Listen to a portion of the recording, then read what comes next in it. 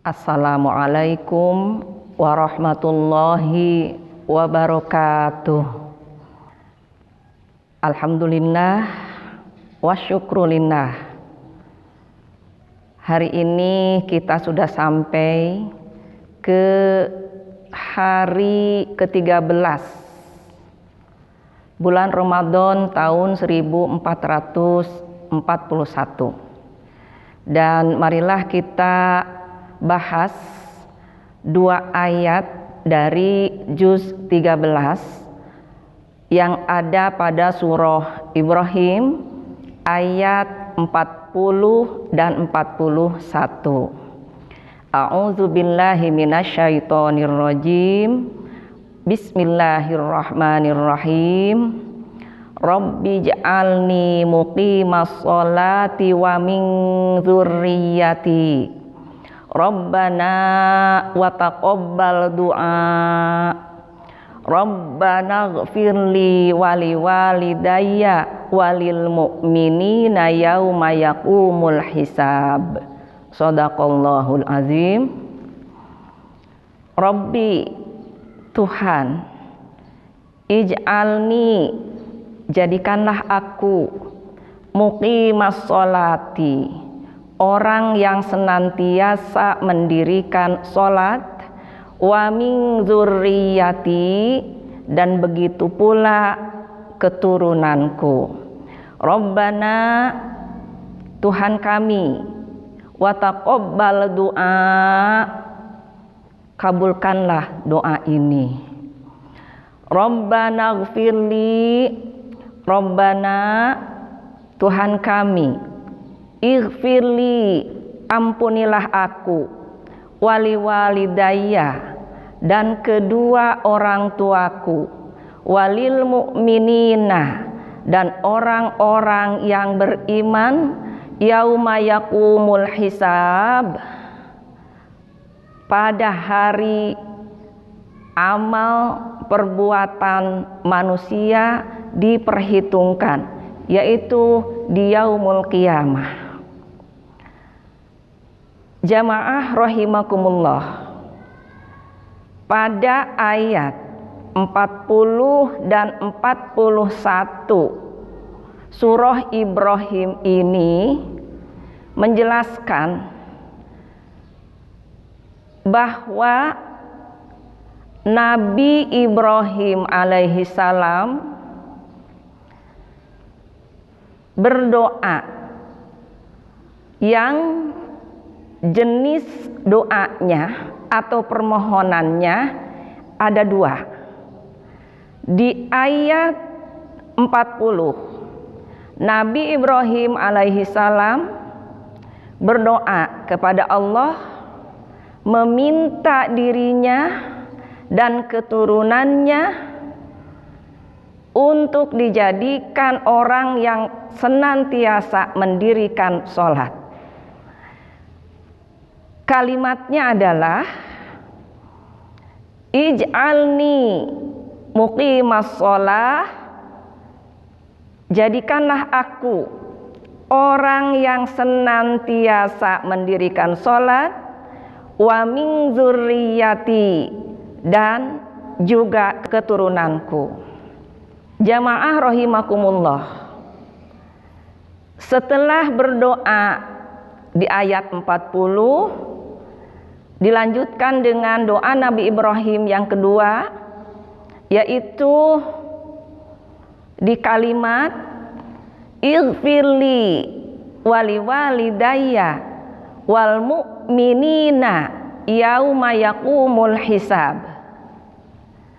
Dia memohon ampunan untuk dirinya, untuk orang tuanya, dan untuk segenap kaum yang beriman kepada Allah Subhanahu wa ta'ala, terutama kelak di yaumul hisab, pada saat segala amal yang dilakukan, yang dikerjakan di dunia ini akan dimintai pertanggungjawabannya oleh Allah Subhanahu wa taala, yakni di yaumil qiyamah.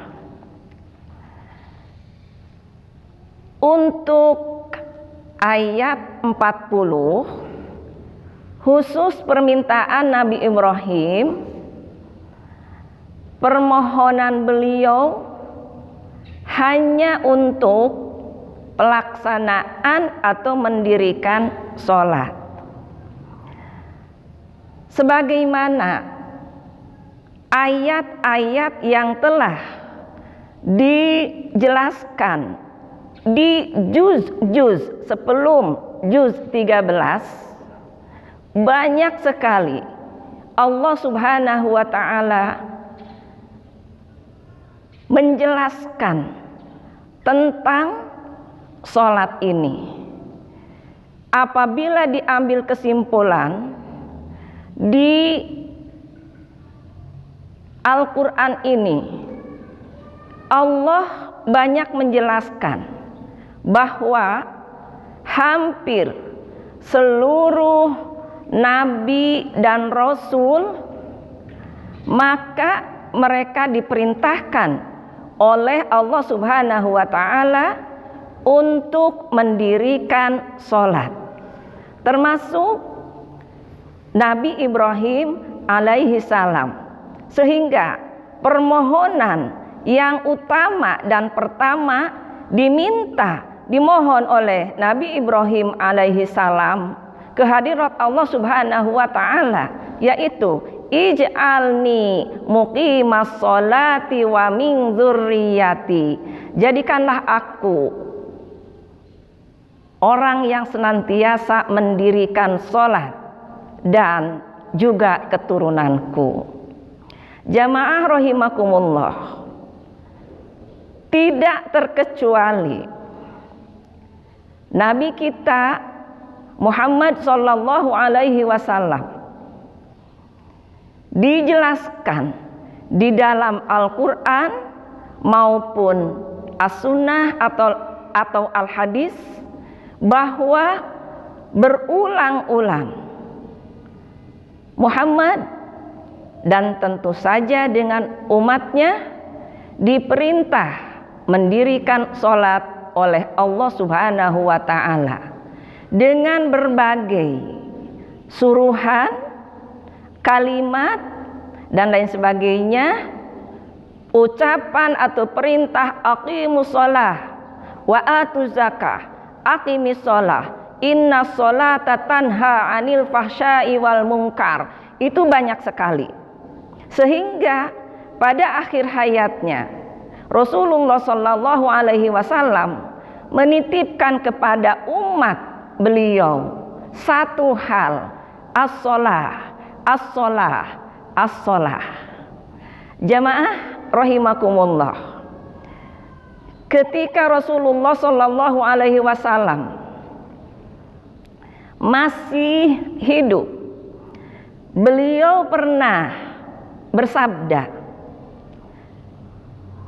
ini setelah ditanya oleh malaikat Jibril tentang Islam.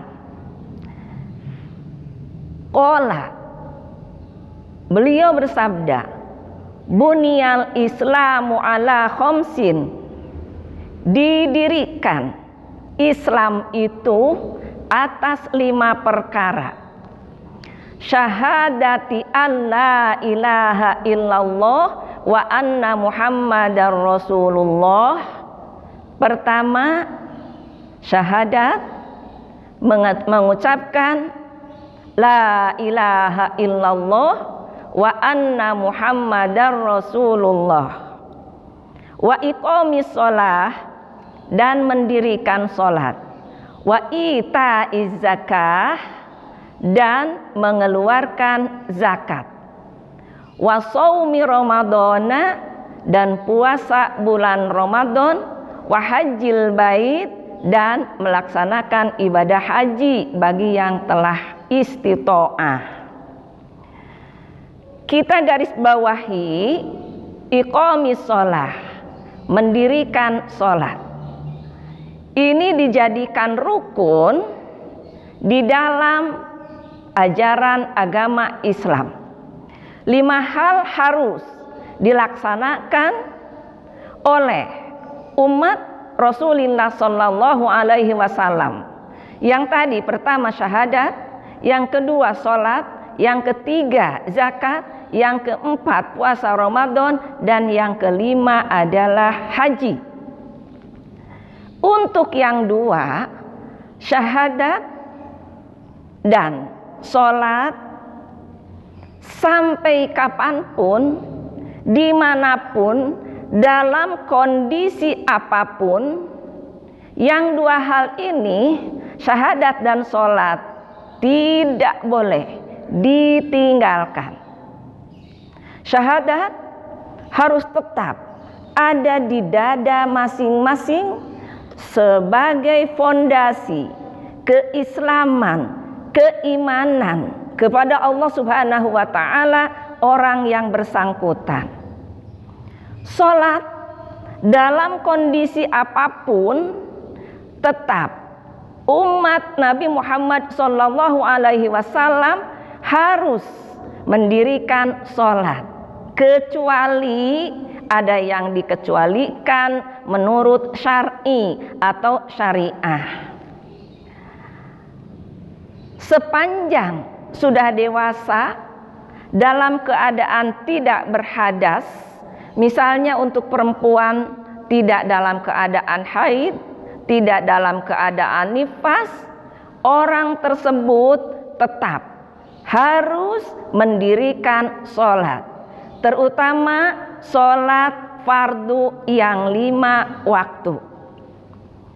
Jamaah rahimakumullah, kenapa demikian? Karena dengan mendirikan sholat, maka orang tersebut akan tanha, terhindar, anil fahsya, dari kejahatan, wal mungkar, dan dari pelanggaran. Insya Allah, kalau kita mendirikan sholat dengan benar, dengan khusyuk, maka yang namanya fahsya, perbuatan dosa, perbuatan keji, wal mungkar, dan pelanggaran terhadap ajaran Allah Subhanahu wa Ta'ala akan terhindar. Oleh sebab itu, Nabiullah Muhammad Sallallahu Alaihi Wasallam pernah mengatakan, as-sholatu imaduddin, faman aqomaha faqad aqomaddin, wa man tarokaha faqad hadamaddin. Salat adalah tiang agama. Barang siapa mendirikan salat, sungguh orang itu telah mendirikan agamanya. Dan barang siapa meninggalkannya, maka sungguh orang itu telah merobohkan, menghancurkan agamanya sendiri. Na'udzubillah, tsumma na'udzubillahi min dzalik.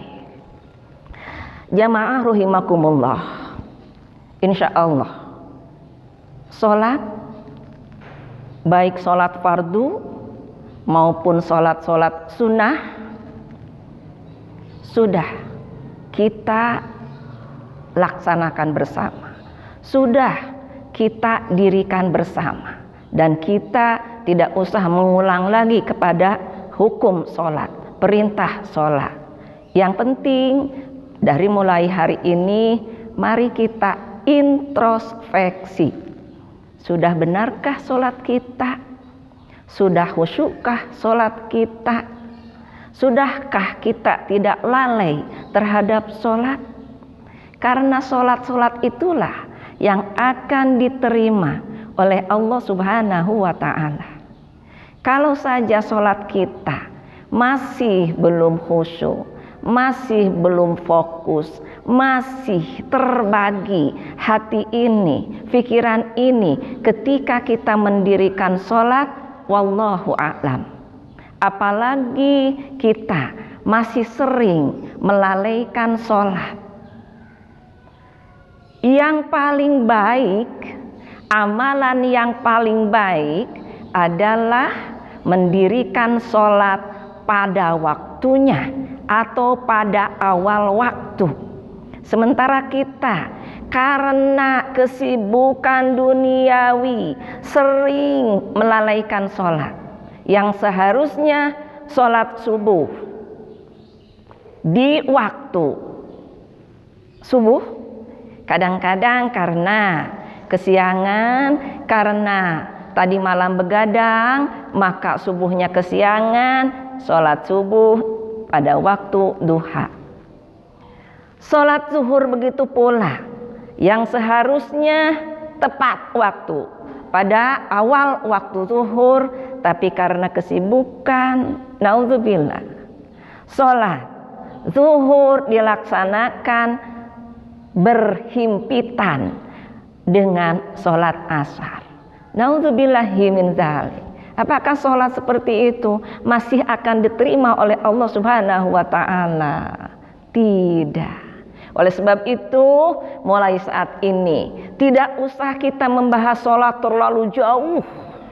Mari kita perhatikan sholat-sholat yang senantiasa kita dirikan, kita laksanakan, baik sholat fardu maupun sholat sunnah.